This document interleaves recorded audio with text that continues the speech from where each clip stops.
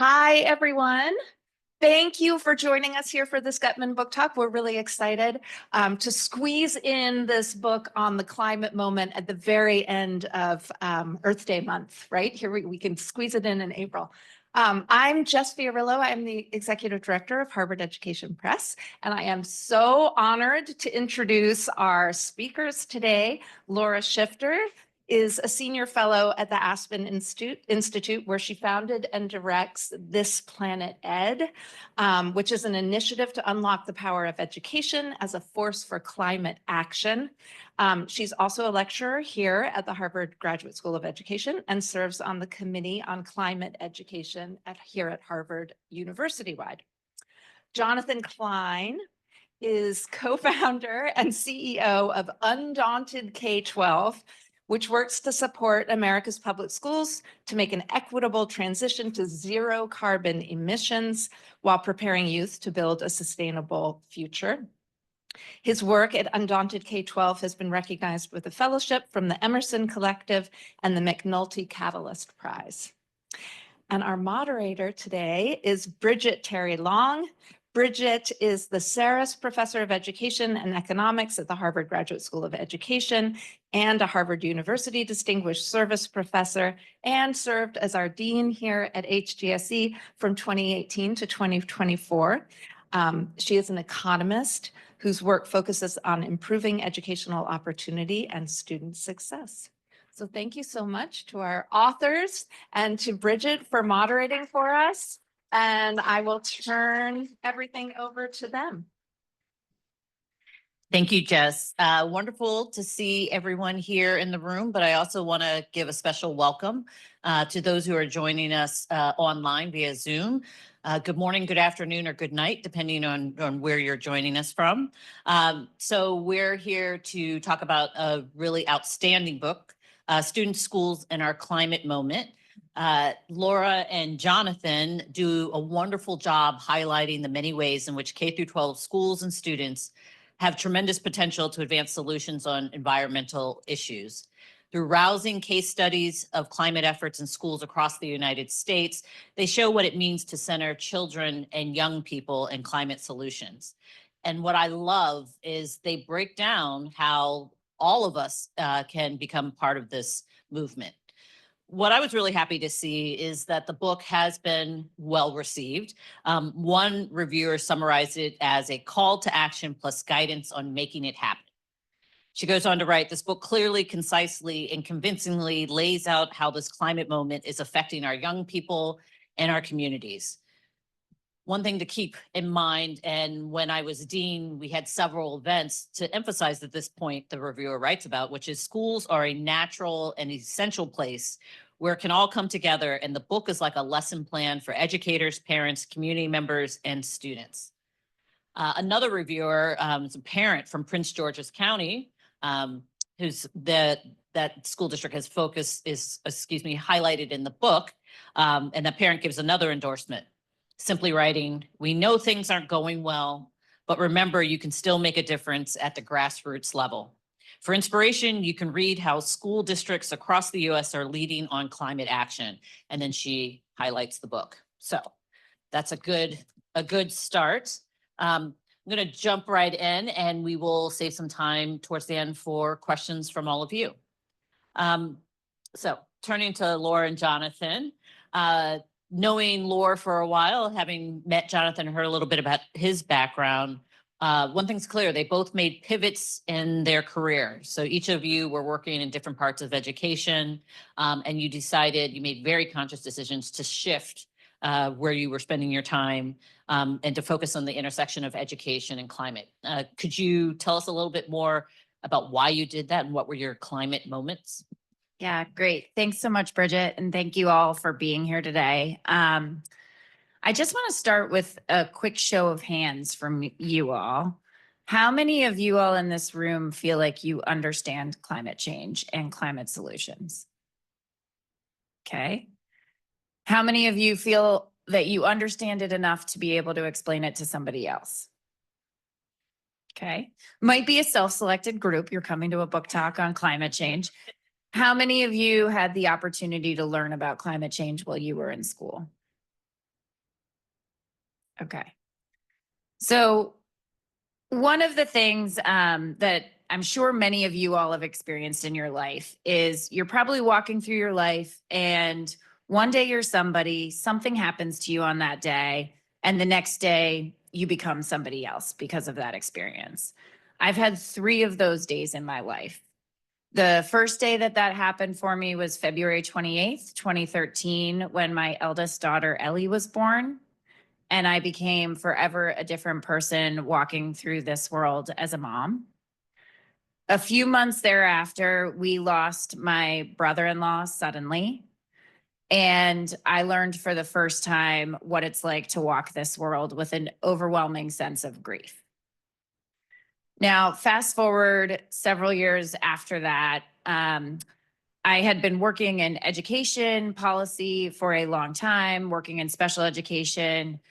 Climate change was something, if somebody had asked me, do you care about climate change? I would have said yes. If they asked me if I understood it, I probably would have said yes. If they asked me to explain it to somebody else, I would have said, no, thank you. I thought climate change was a far off problem, maybe a problem for my children's children's children. I thought it was impacting polar bears more than people. And I thought it was important, but I thought those people working in climate would handle it. All of that changed for me on one day. It was October 8th, 2018, and my kids had the day off from school. I was playing with them in the basement, and I got news alert after news alert after news alert. We have a decade left to address climate change to avoid the most devastating impacts. And I was looking at my 3 children playing in the basement, and I realized in this moment, all the misconceptions that I held about climate change were wrong. And that this was an issue that was fundamentally going to impact their lives, shape their future, and shape the future for all children. Everything I had been working on in that moment in education felt meaningless because we could have the best education system in the world, and it wouldn't matter if the full impacts of climate change took hold. And I knew I had to do something to work on this issue. I tried looking at the Sierra Club and seeing if I could apply for jobs with the Sierra Club or the Environmental Defense Fund, and nothing really felt right when I was looking at those things. And then, a few months later, Jay Inslee announced he was running for president, and he said on day 1 of his administration, he'd ask every department to submit its plan to address climate change. And I knew in that moment, oh, I don't need to go to some other field to do this work.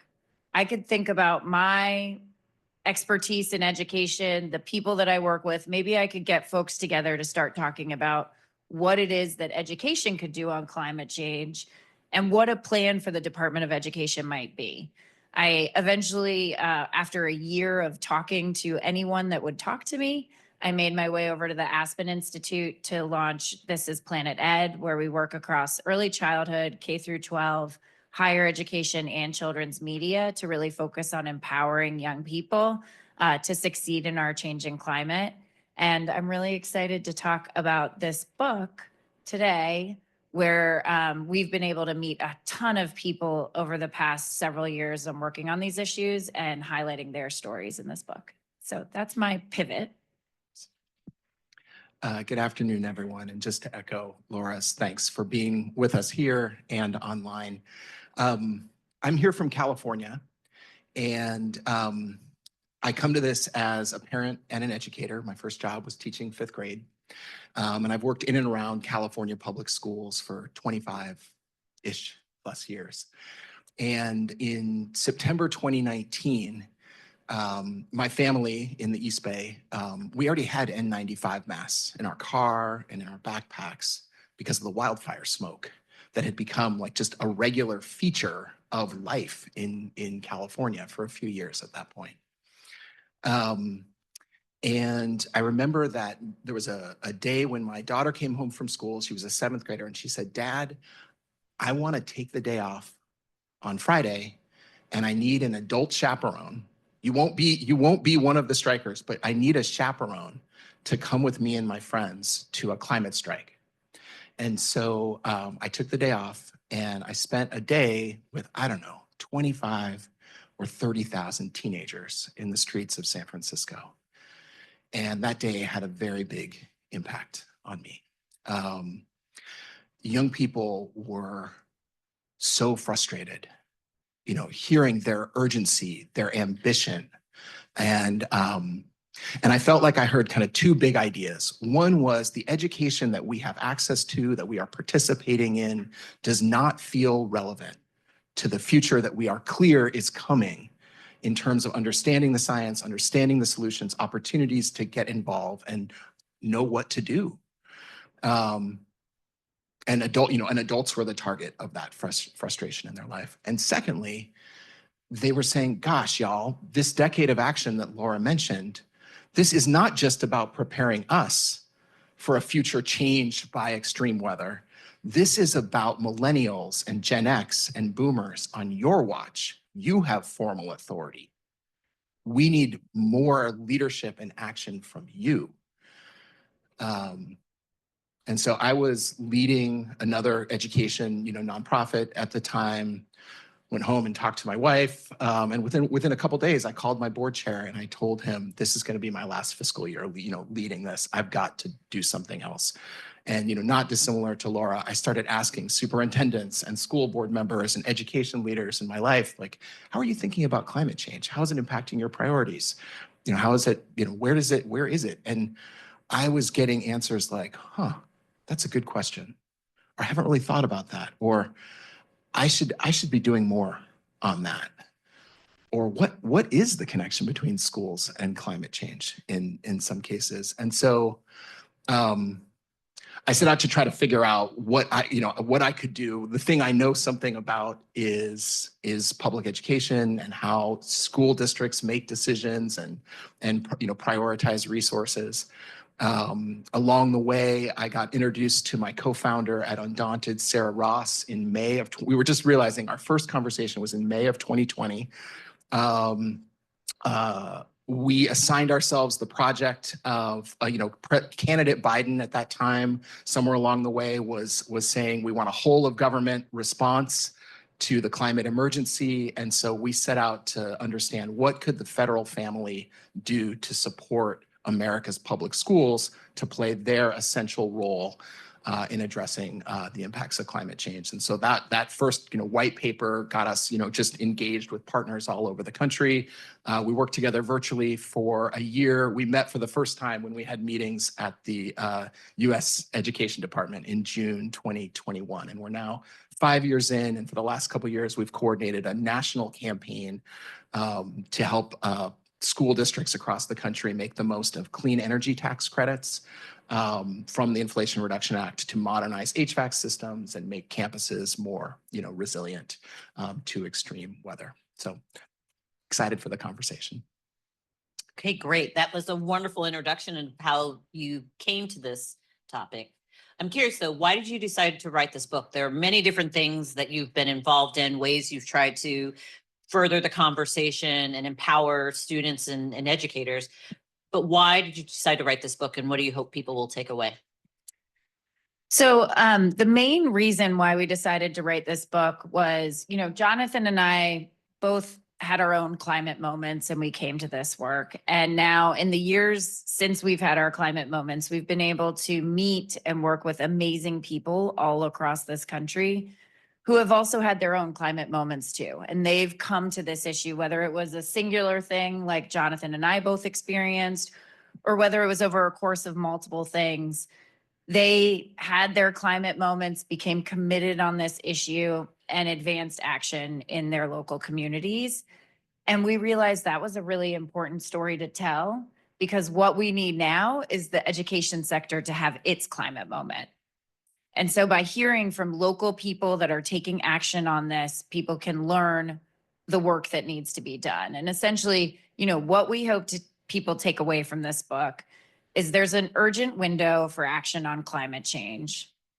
Education is essential to all climate solutions. You'll hear people in the climate world talk about things like renewable energy and sustainable transportation. And I frequently do this conversation where I have a picture of what people talk about when they talk about solutions to climate change. sustainable manufacturing, regenerative agriculture. And what you don't see is that the one thing connecting all of this is people. People got us into this problem. People are going to get us out. And we need education to step up to help make that happen. It's a win for education. Doing this work, you can create healthy, sustainable schools. You can engage students in learning. So it's critically important that education realize that there's an opportunity for education to benefit in this work. And lastly, we owe it to our students. Our job in education is to prepare young people for success in the world. Their world exists in a changing climate. We have an obligation to help them navigate that in order to succeed. And so education has to step up and do this work. We are all educators now, educating people in a changing climate. And that means we need to step up and know what we can do. I would just add 2 thoughts. At Undaunted, we think about, and with the book, I think we thought about mostly education leaders, but for climate leaders, right? 1 in 6 Americans is at a public school every day. The world becomes what we teach. So like, we don't understand, like, how do we have a national climate strategy without engaging and centering public schools, you know, and our young people. And then to underscore, like Laura's point on education, I think that the idea that a lot of folks who are leading schools right now are going down a path of, like, they have friends that are doing the environmental stuff, and we became the educators. And that's like our work. And to understand that if education is really about preparing kids for the future is going to be deeply shaped by extreme weather and climate change. So this is our work now too. Okay. So let's jump into the book. As an economist, I love statistics and numbers, but the importance of storytelling cannot be underscored, just in the impact it makes and just making clear that this is possible. So could you give an example? Could each of you give an example of one of the stories from your book that really resonated with you?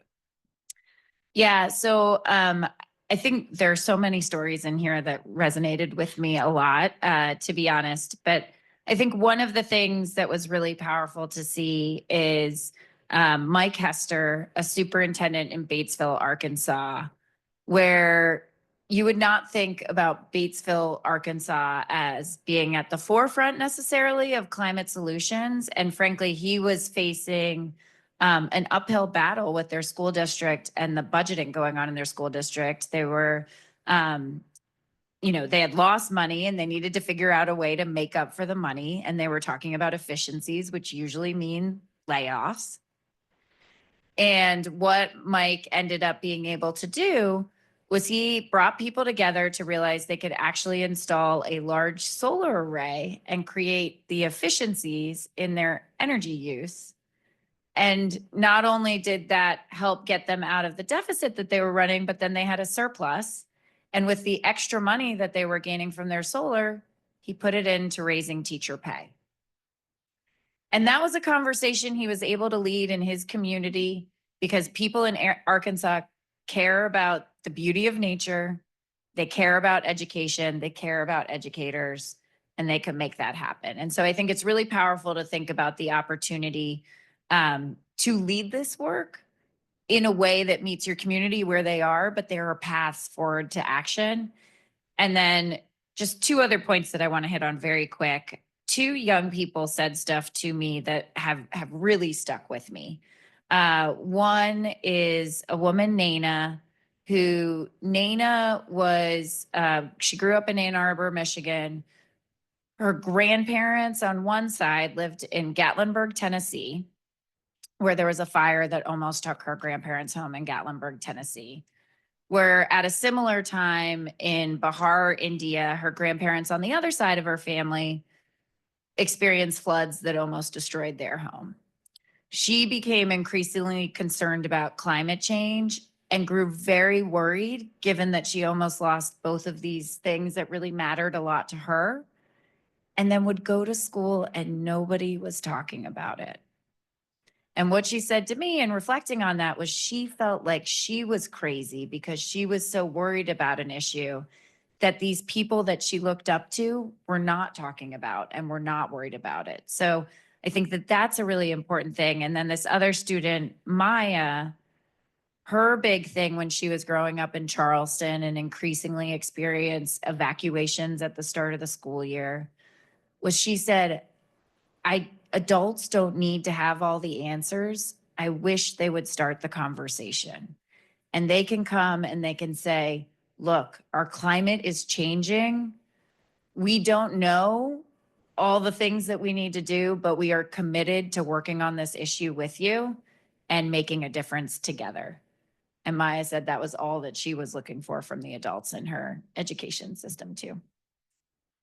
Thank you, Laura. We'll go to Jonathan in just a second, but I will say it was wonderful to have Michael Hester from Arkansas come to campus and give a talk. And it's sometimes just unearthing these examples in places where you least expect it that opens people's eyes. Is it all right if I share like a bonus story that didn't make it into the book? Okay. So I wanted to just share about a friend and colleague, Andrea Yagoyan, who I've gotten to know over the last few years. And Andrea was a teacher and interested in environmental literacy and sustainability, and found a high school that was willing to hire her as like a director of sustainability. And Andrea helped start a senior leadership group at the school. I think they're called the Eco Leaders, that got over the time of her work at the school. The Eco Leaders got elevated, within the culture of the school to the place of like ASB, like student government. So it was a really important group on the campus. She engaged all of the faculty about integrating climate education and environmental literacy, throughout the curriculum at the high school. She engaged the facilities staff, around sort of their emissions and their energy use, and had this, really rich experience. And her next job was she found a county superintendent in California, the San Mateo County Office of Ed, where they would hire her as one of the first coordinators for environmental literacy at a county office of Ed in California. And Andrea's job was to help work with all the districts in San Mateo County on environmental literacy program, like the student experience as it relates to environmental literacy and climate change. And one of the things she realized over the 2014 to 2019, 2020 is with all the extreme weather coming at California school districts, the heat, the smoke, all these facilities directors and CFOs were trying to figure out what do we do with this? And so Andrea started convening and pushing herself into those meetings on the facilities and the infrastructure side at the county office. As California was creating extreme heat action plans and counties were responsible for developing these kinds of plans, school districts were often left out of those plans. They're a separate, governmental entity. And Andrea started to, connect dots and make sure that those people and emergency management professionals were at those meetings. A couple of years ago, when Andrea left the San Mateo County Office of Ed, she was replaced by 3 people. They have an environmental literacy person, they have a sustainable, climate resilient infrastructure person, and someone that helps them coordinate, some of the different professional learning for educators. She now works for a statewide organization, 10 Strands, where she is the director of the Environmental Literacy Initiative across California. She's our partner in doing advocacy in Sacramento around, resources to replicate that kind of capacity in county offices of ed across the state of California right now. And so I'm really inspired by Andrea. I really admire her vision and determination, like kind of creating these new roles for herself in school systems. And I wanted to share that story here because I think our field needs 1,000 more Andreas out there. And so I appreciate, this room kind of thinking about that with us. She sounds like an amazing person, Jonathan, and that helps set up my next question, though.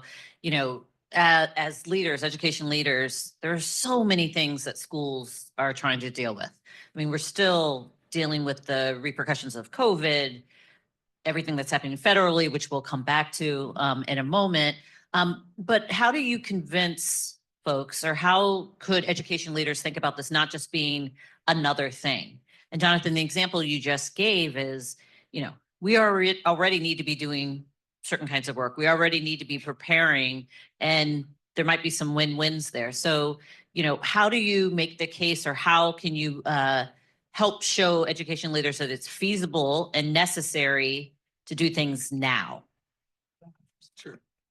A couple thoughts. So I really agree with the premise of the question that we have to work to not make this another thing.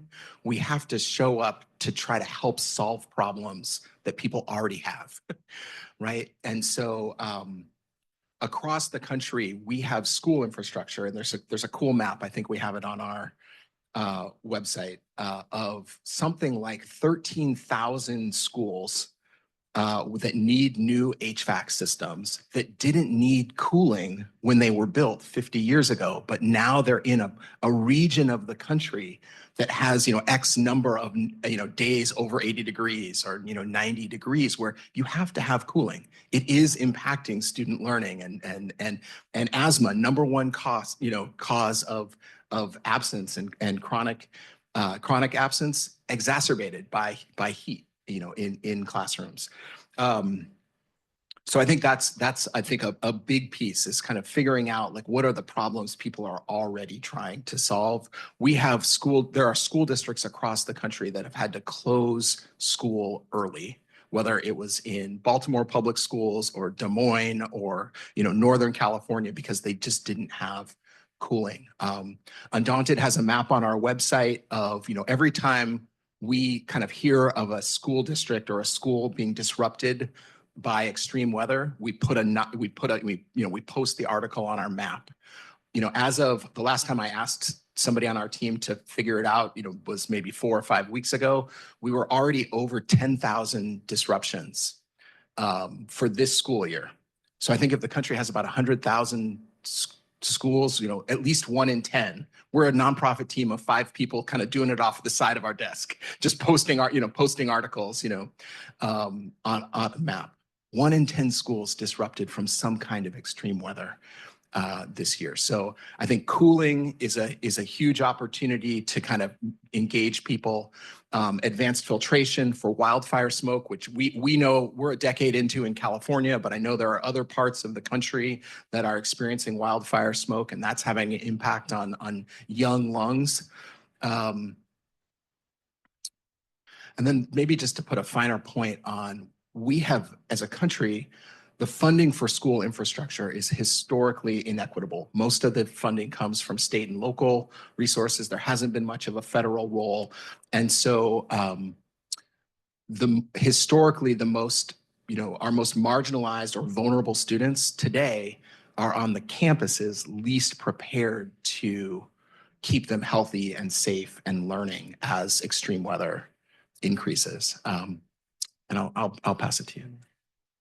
Yeah, and I think just to build on what Jonathan was saying too, UNICEF just came out with a report in January. 242 million students had their learning disrupted in 2024 from things, heat, flooding, wildfires, et cetera.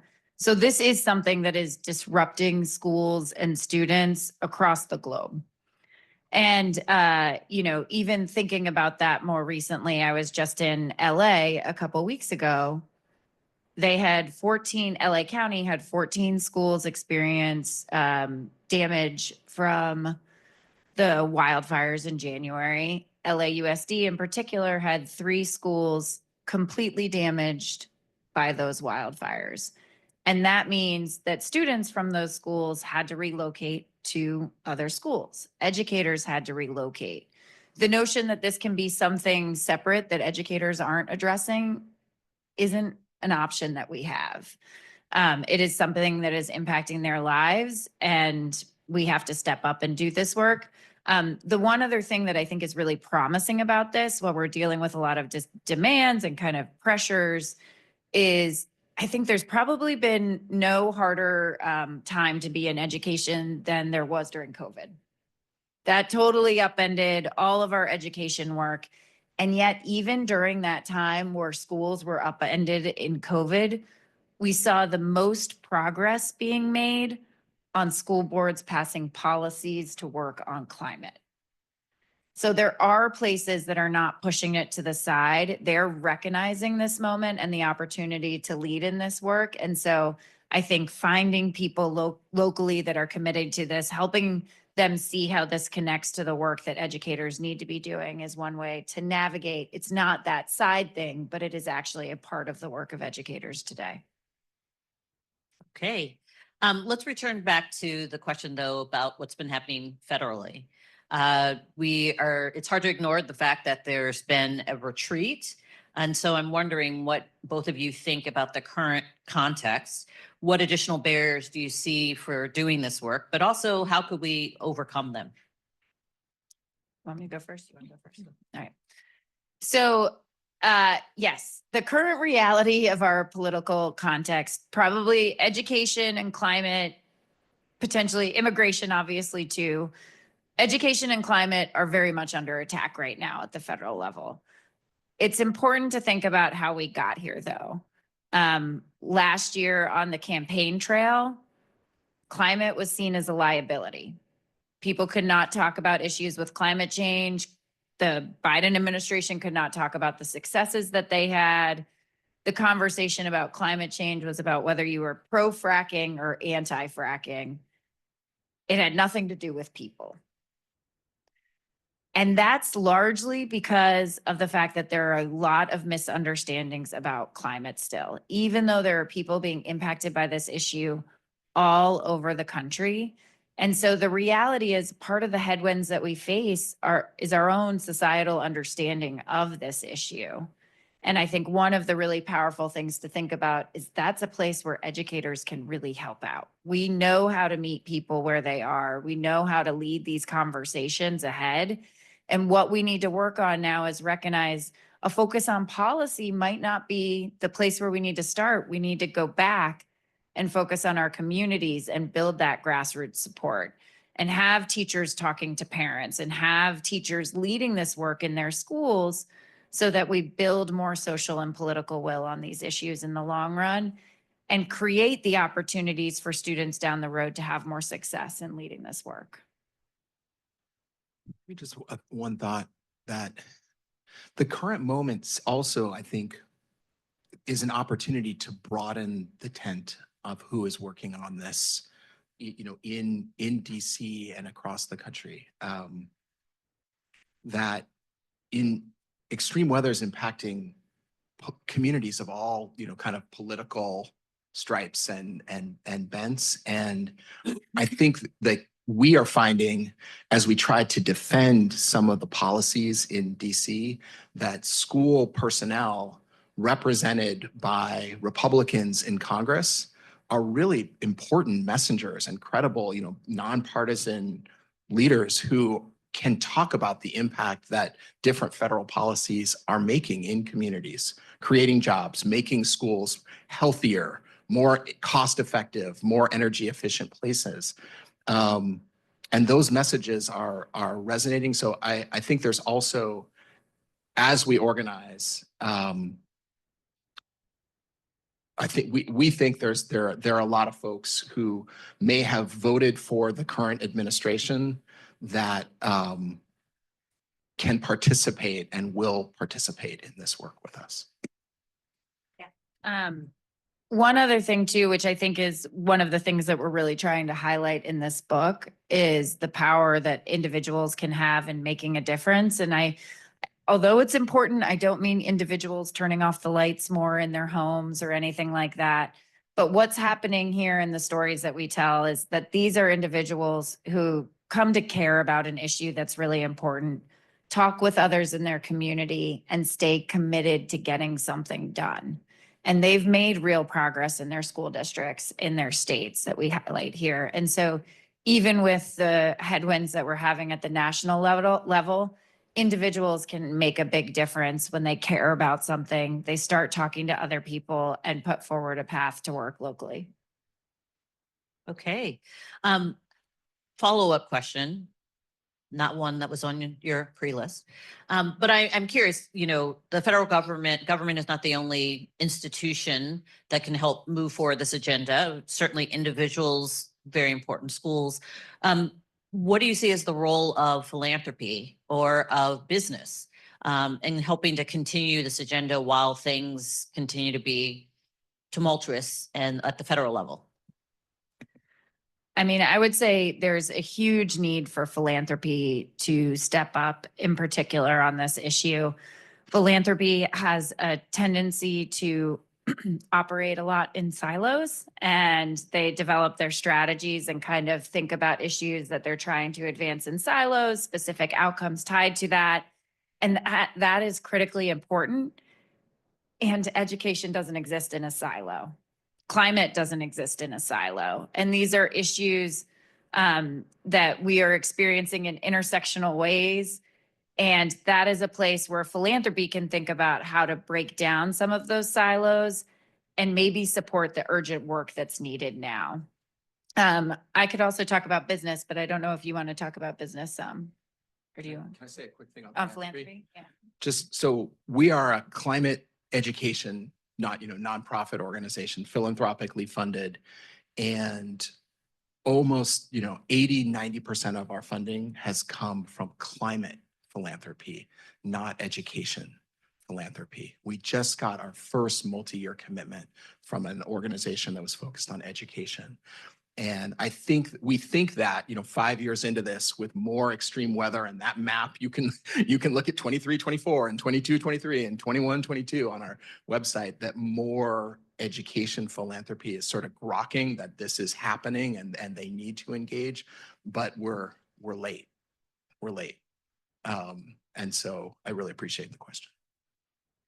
And I think on business then, I think there are multiple ways for business to think about it, both in terms of the technology and the infrastructure that's needed to make this happen in schools is a big opportunity for business to step up.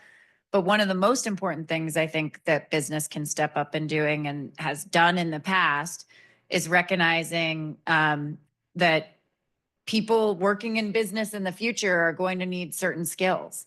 So whether that's being able to evaluate climate risks related to a business, or whether it's about a doctor knowing how climate impacts people's health, we need people who have deeper climate knowledge, and business, leadership across these different sectors can step up and say what that means for their sector. And business has a big role to play in that as well. And I know the Harvard Business School has been really thinking about how climate is integrated into what they are doing. And now business leaders can step up and also say what that means K-12 needs to do in terms of education and how we're teaching climate understanding down there too.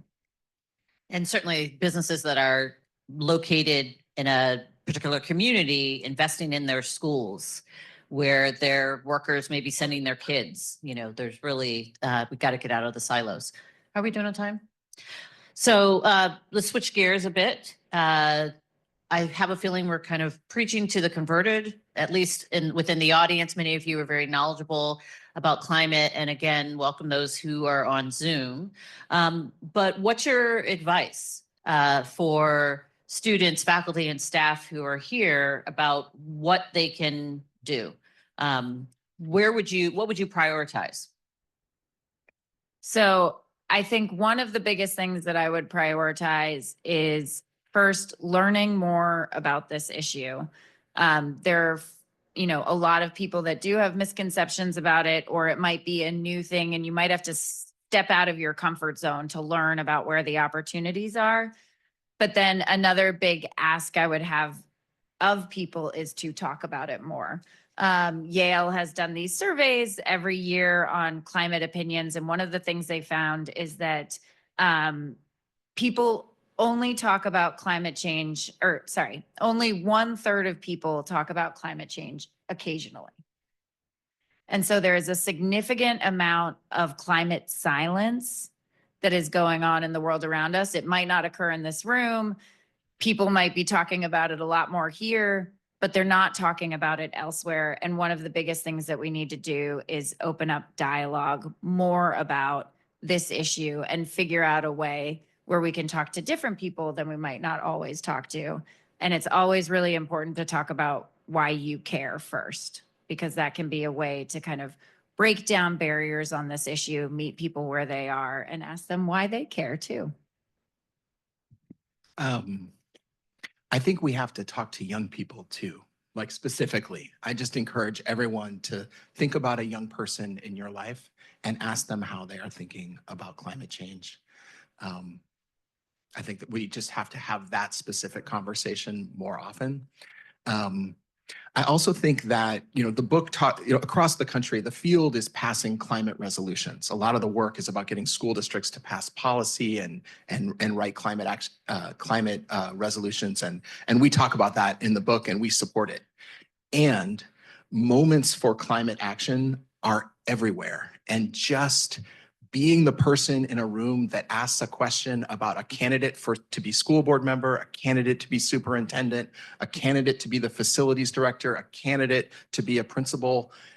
Be the person that just asks a question, what are your thoughts on the impact of climate change? Or what's our role related to changing climate and extreme weather? Just being a person that can just ask that question and plant the seed that might be something that in your community you want folks to be thinking about can make a huge difference. Yeah, and I think one person to highlight real quick who we talk about in this book, Gil Rosas, who is an energy manager first at Stockton Unified and then shifted over to Modesto. One of his big comments was, don't take no for an answer. And a lot of times working in education, you'll be told, well, we can't do that, or no, that's not possible. And one of the big things that he always said was, why? Why are you telling me we can't do that? Oh, but have we thought about it this way? And so I think thinking about that notion of not just assuming if you get a no, that that's the final word, and ask some questions and really break things down to figure out what can be done is really important too. So I love your answers. In just a moment, we're going to go to Q&A, but I just want to emphasize we should all be curious and we can all ask questions. The fact that you can come to this, you don't have to already know the answers.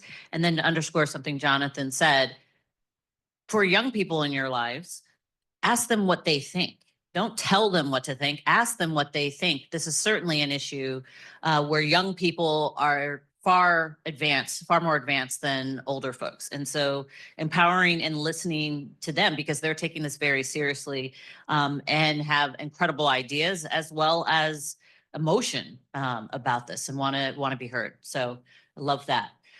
Okay, now we're going to open up for Q&A. How do you want to? Yeah, can I steal a mic? Yeah, thank you.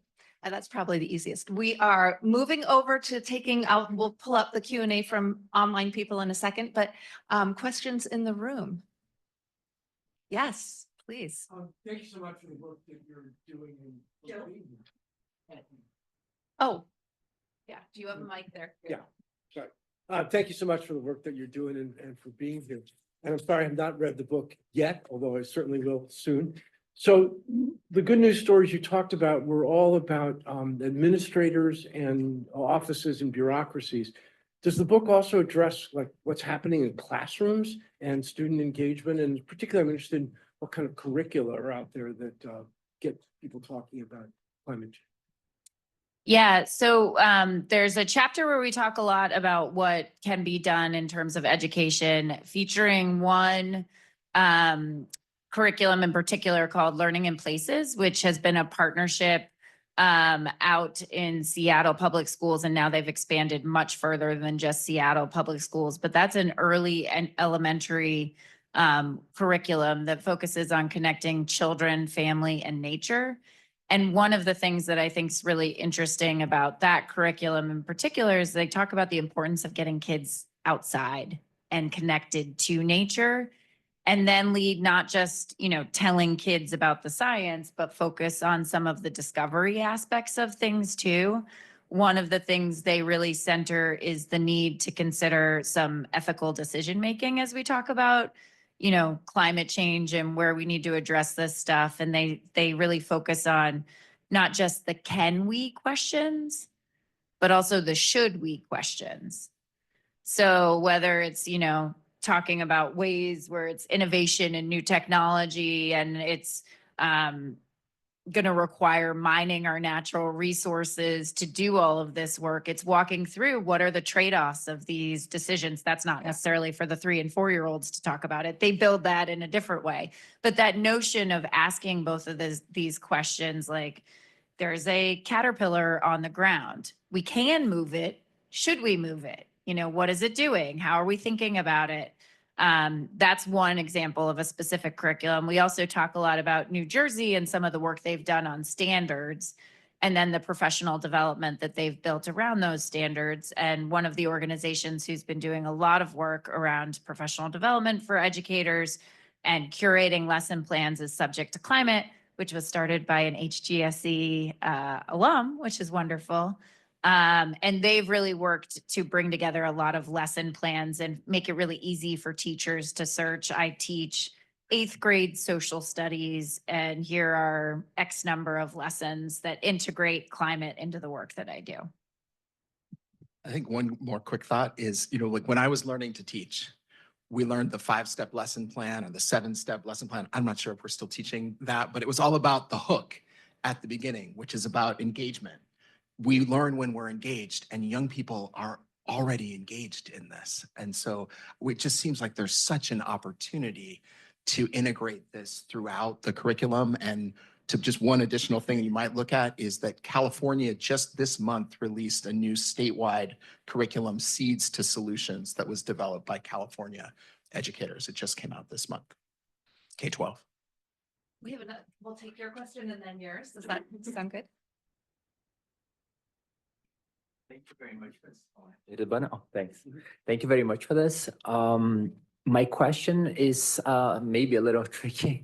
It's on the people who are already the older kids. They're already somehow contaminated with misinformation, and when eventually we're teaching about them on climate change, they might reply, "Oh, this is just an expensive hoax," like we've been hearing stuff like that.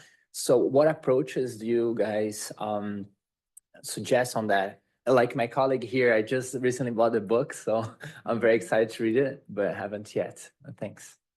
It's interesting that you bring up the idea of misinformation, because one of the things a lot of times when you're working with people in climate too, they don't often see the potential of young people as being a part of the solution, and education being a part of the solution. But for addressing misinformation, it requires a 2-step process. Somebody has to unlearn something and then learn something new. And people don't like to unlearn things. It's uncomfortable. It challenges the things that you believed. And so wouldn't it be just a lot easier for us to teach people the right things from the get-go? But that's not the case for everyone. I will say, when Yale has done their surveys of the 6 Americas, they look at kind of where people fall on the spectrum of climate change beliefs. There's only about 10% of the population in America that are actually deniers on climate change. Now, that's not to say that the rest of folks do not have misconceptions on climate change, but it is important to know that even though we talk a lot about people who are dismissive on this issue, it's not a large portion of the population. And misinformation is spreading, and it is dangerous, and it is especially out there right now. I think one of the things that's really important to do is to lead with your personal reasons why you care about this issue, and find ways to connect with people on what they care about living on planet Earth. And it might be that they have children as well. And something that we can unite over is we all want a healthy, sustainable future for our children. Maybe young people like access to fishing or hiking or whatever it might be, that all of these things are going to be impacted by our changing climate, and really listening to where it is that people are coming from. I think, it's not always about telling people. Listening to people is a really important thing too, to figure out where there are opportunities to have a conversation and break into that unlearning that might need to happen. Sorry, I'm going to jump in here. Having worked with Laura when I was dean and we were exploring what we wanted to do as a school, I think one thing about climate is there's always something happening. There's shocks to the system constantly. There's a weather event that someone didn't expect. There's a flood, there's a fire. And what I found, you know, in the conversations that I was having, it wasn't so much that they had to unlearn, there was new information that you couldn't ignore. And say, hey, let's unpack this and why that happened. And then you start to string it along. But a lot of those misperceptions, particularly the ones like, oh, this is just going to be far in the future. Or, oh, it's getting colder. Why are winters worse? And starting, you know, I've seen people really move on understanding it's about the extremes. It's not that it's just hot, it's about the extremes and how quickly. And when you start seeing rain in 24 hours, you know, 6 inches of rain in 24 hours, those are conversation starters and they're very relevant and they're very grounded and you can't deny. And so I think part of it is just seizing on what we're seeing in the world around us and the poor folks who are being affected by these actions. And real quick, I would recommend Miseducation, How Climate Change is Taught in America, a little book by Katie Worth that talks about just sort of the history of the standards in state by state and the role of textbook companies and the role of the fossil fuel industry, you know, historically on this issue. It's a quick read, Katie Worth. We have one more question over here and we only have 5 minutes left. Let's see if we can squeeze in your question. And then there's one from our online group too. So go ahead, please. Thank you. Hi, I'm Lisa Nicholas, and I graduated from here in 2024 from Hugsy. At school, I developed a venture, which I am just on the edge of launching for K through 12 schools. I would love to maybe chat a little more with you beyond this, but what I found in my research and talking to superintendents and heads of schools, I started at that level instead of the district level because I wanted to start small and do like 1 or 2 pilot schools first. And the team addresses curriculum design, but it also addresses engineers coming in using potentially some AI to do initial looking. There's a woman who developed an AI platform for cities that could be retrofitted for schools to save a lot of money and time. Could be a science project if ethically handled with high school students. Anyway, it's a multi-tiered venture. It's kind of ambitious, but I think necessary. So I'd love to talk to you, but what I found was how limited, even though 2 schools have said they potentially would be my pilot school, how limited the teacher's time is and how this team would need to come in and do the lion's share of the work, because as much as they might be interested, they are overworked and underpaid. So I wonder what you have to say about, we also have a behavioral coach as a part of this system because people need adaptation, right? So just anything you might say. This current administration has made me very nervous about launching because of funding streams. So anything you might say about this? Thank you so much. Yeah, so I think, you know, teacher capacity is a significant issue. It's an issue of any initiative in education. And I think it's figuring out the ways to make it as easy as possible for folks. And I think that that's one thing that Subject to Climate has really worked to do well. You know, educators have to teach to the standards in their state. One of the things that Subject to Climate's done is taken the lesson plans that are available on climate and mapped them to the state standards that exist and create the professional development opportunities for them. And I think you will find that a lot of teachers want to take this up and they do feel like they don't have the resources to do it. So as much as possible, you know, naturally fitting it into the work that they already do and figuring out with them how to best do that is what's going to be most important. And I do think Subject to Climate has been doing it very well. We have 2 minutes left. Let's see if we can squeeze in this last question. So one of our Zoom attendees asks, the Learning in Places curriculum is driven by the research of Megan Bang. Much of her work is driven by Native American and Indigenous epistemologies. How do you recommend that the climate education work we're discussing here continue to center Indigenous people and practices? Yeah, I think it's extremely important to center Indigenous people and practices and recognize, you know, well, many other people, myself included, may have lost the fundamental core principle that Earth is our home. I know that that's one thing that I don't know when that left my mind. It was probably in there as a kid. But somehow you shift towards this concept of, well, we're humans, we can control Earth and where we live. And when I had my climate moment, that was something I had to unlearn and relearn. No, we're dependent on our climate. And that's something that Indigenous communities have believed since time immemorial. And I think recognizing and valuing the Indigenous knowledge that exists, partnering with Indigenous communities in thinking about advancing solutions and really thinking about those should we questions are critically important. Great. Thank you all so much. Thank you to everyone for being here in the room. Thank you to everyone on Zoom. We really, this is a book we need now more than ever, and we're going to need it, the guidance here for decades to come. Thank you for putting this out into the world, and thank you Thank for you. publishing with HEP. Thank you. Thank you. So I can tell my kids that I actually read from the book at Harvard. Can I read 2 sentences from the end real quick? As pivoters, this is from toward the end, and we got this in it toward the end of the process.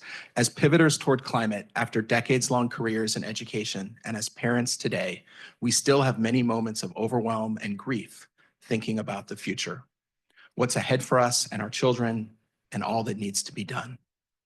But we also challenge ourselves to look at our situation in another way. What if we were born at just the right time? What if all of us today have the opportunity to collaboratively build a brighter future, and that this is our moment to seize? So thank you for being here. That's beautiful. Thank you. There's goodies and what do you call this stuff? Swag. Swag. Swag up here.